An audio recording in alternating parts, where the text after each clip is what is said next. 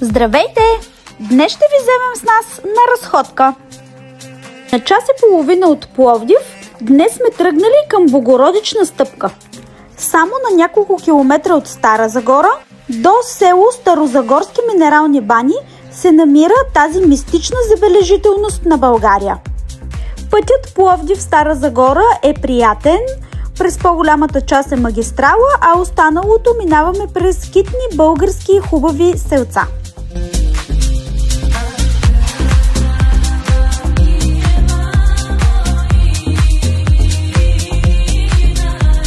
Непосредствено преди Богородична стъпка пътят става черен, колата може да остане там или да се отиде догоре с нея, ако колата е по-висока. Пътят не е толкова лош, лесно проходиме.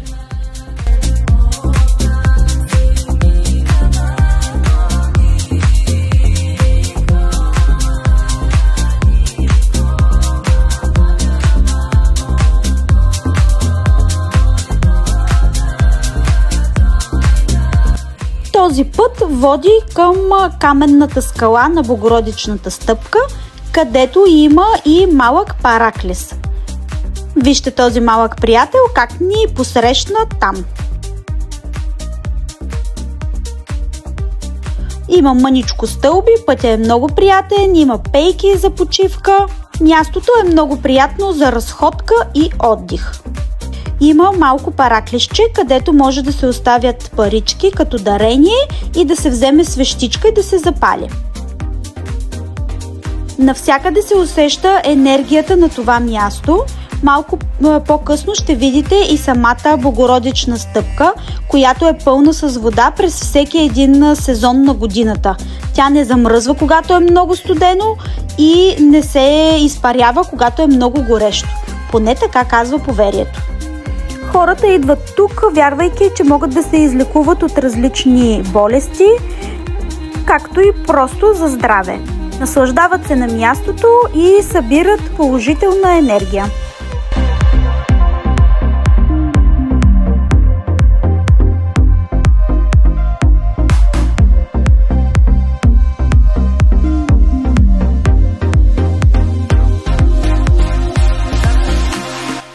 Има оставена и светена вода за всеки, който желае да си измие личицето с нея за здраве отново.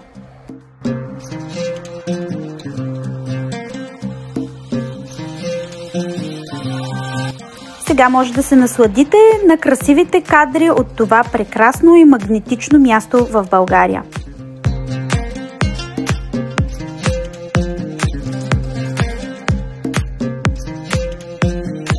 Поверието казва, че ако успееш да се виждаш между тези две скали, значи си праведен човек и нямаш грехове.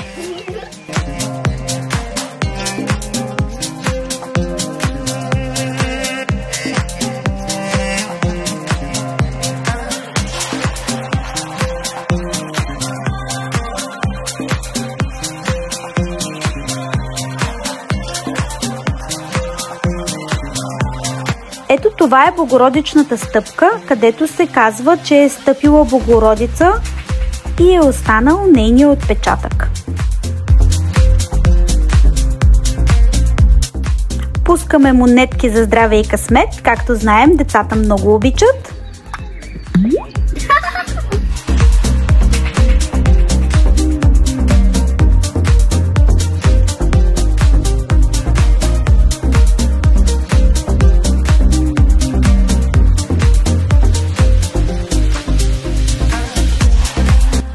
Другата забележителност там, това е каменен саркофаг от времето на траките. Има табела, която ни насочва как да стигнем до него.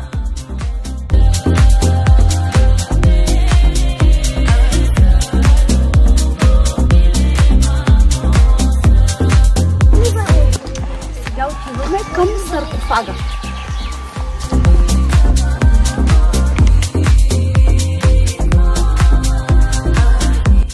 Много е подходящо мястото за разходка с деца, сенчесто и приятно.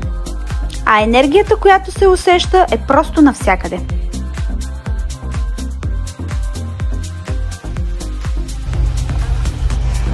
От Богородична стъпка продължаваме нашата разходка към езерото Загорка. Надяваме се да е приятно. От тук разходката може да продължи по много начини, тъй като в Стара Загора има много интересни неща, които могат да се видят. Едно от тях е зоологическата градина, но тъй като ние вече сме били много пъти, решихме да отидем на езерото Загорка. От Божията стъпка до езерото е около 30 минути, пътя отново е приятен.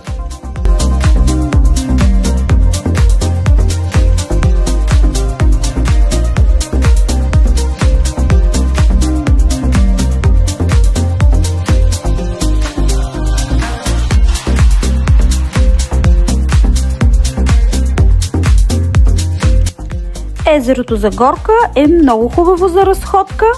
В него има ресторант с детска площадка, където може да седнете и да похапнете. Ние решихме да си направим пикник с децата, да поиграем федербал, волейбол и да се наслаждаваме на приятното време.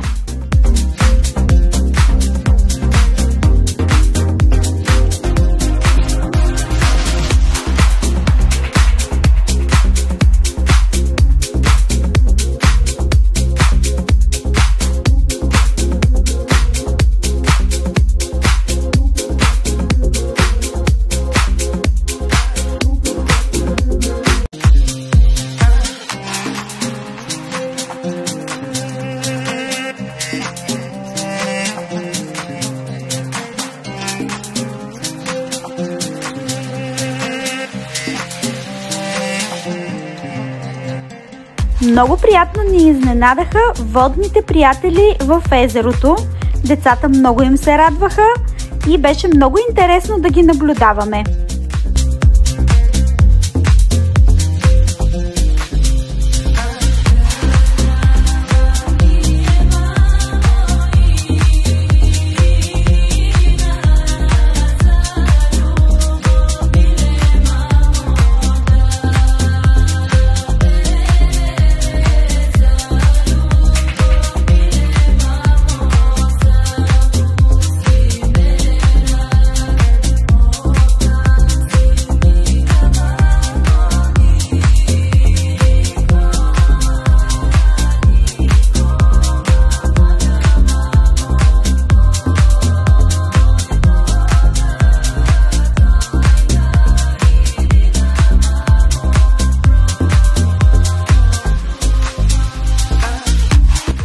В тези малки къщички по средата на езерото има яйца на патици.